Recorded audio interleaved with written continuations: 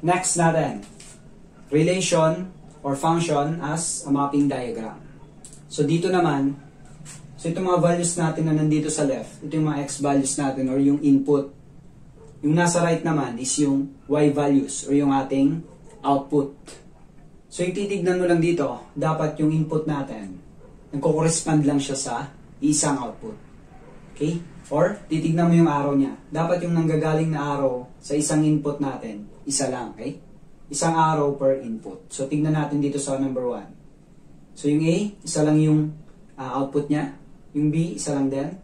Yung C, isa lang. So for every input, meron tayong isang specific na output. So therefore, function siya. Okay? This is a function. For number 2, yung 0, isa lang yung nagko-correspond lang siya sa isang output, that is A. Yung 3, nagko-correspond siya sa B and C. So dalawa.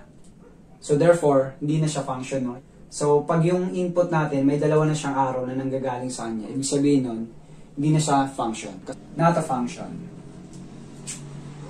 Ganyan, titignan mo lang yung arrow. Dapat isa lang. So dito, sa number 3. So yung W natin, 3 yung output niya.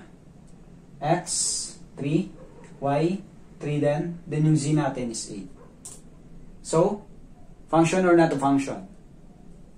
Function siya. Kasi, yung input natin, nagko-correspond lang siya sa specific na output. Isa lang yung arrow niya. Although magkakaparehas ng output tong tatlong to, function pa rin siya kasi isa lang yung arrow na nanggagaling sa bawat input natin. Hindi katulad dito sa number 2. Yung 3 natin may dalawang arrow. Okay? So, function.